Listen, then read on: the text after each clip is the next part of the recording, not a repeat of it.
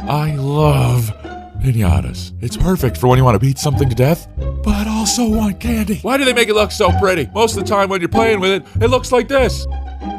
What the, Alex, what are you doing here? I just wanted to know what it would feel like to have 1 billion subscribers. No, go, get out. Go back to ItsAlexClark and wait your turn. Okay, fine. Don't come back unless you have cake. Piñatas.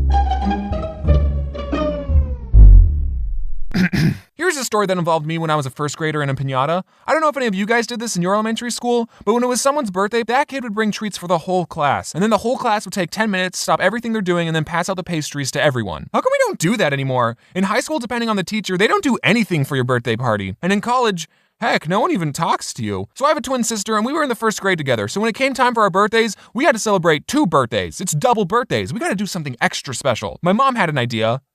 Let's do a piñata. But since my mom is super cheap, she decided to make her own piñata out of paper mache. And it turns out making homemade piñatas are easy. All you gotta do is blow up a balloon, cover it in paper mache, wait for it to harden, pop the balloon inside, cut a hole open, fill it with candy, cover the hole back up with paper mache, paint it, and then beat it senseless. Simple. So my mom went above and beyond and made a sphere piñata for our entire first grade class. Me and my sister's birthday is towards the end of the school year. And in elementary school, that last week of school, like, you don't even do anything. It doesn't even count. So hopefully my teacher wasn't too mad at what was about to transpire. My sister and I were just pumped the whole school day because we helped build the piñata. We helped paint it, and now we're gonna help beat it to pieces. The teacher eventually called out, "All right, class, James's mom made us a piñata, so we're all gonna go outside and whack it." Oh yes, this was perfect. It was our birthday. We got to beat up a piñata at school. I have the best mom. Me and my sister got to swing first because we're the birthday boys. We didn't end up breaking it, but I wasn't mad. Let these other non-birthday people have some fun. I'm a generous guy. Hey, in the end, I just want the candy. So the next guy goes up, then the next, then the next, and then eventually everyone got a turn. Well, a piñata's supposed to break, ain't it? Apparently, my mom was a little precautious and put a few extra layers of paper mache on the piñata so that way everyone would get a turn. Yay! And apparently, she also overestimated the strength of paper mache and first graders. But did this teacher let the whole class down? No. You know what she did? Bless her soul. She said, "All right, class, we're all gonna take turns throwing this against a curb." I mean, what other option did this teacher have? She could have stabbed it, but I don't think that would have been very fun. Looking back, she might have just been wanting to speed up the process, but as a group of 7-year-olds, we had a blast. Also, I'm glad the piñata was not in the shape of an animal, because imagine how traumatizing that would have been as 7-year-olds to curb stomp a unicorn. We would have been like little tiny mob bosses. All right, Tony, you ready to give up the candy? Such a shame you feel that way, Tony. Bruce?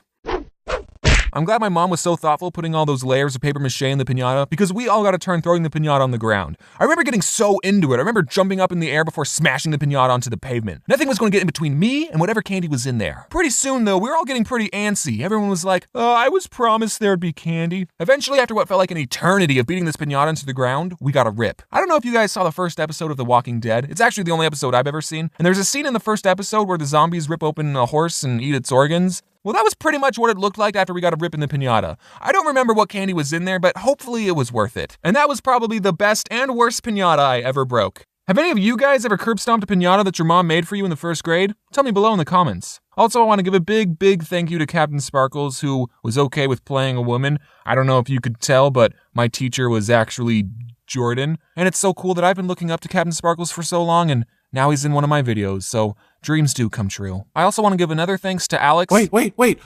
What, Alex? I made you a cake. It's your favorite. Oh, thanks, Alex. I hope it wasn't too much trouble. You'll get there one day, buddy. Yeah, I will. Wait, what was that? You earned it, James. Congrats on 1 million subscribers. Cheers. Oh, cheers. This is really good. You should bake the cake for when I hit 2 million next month. Oh, what was that?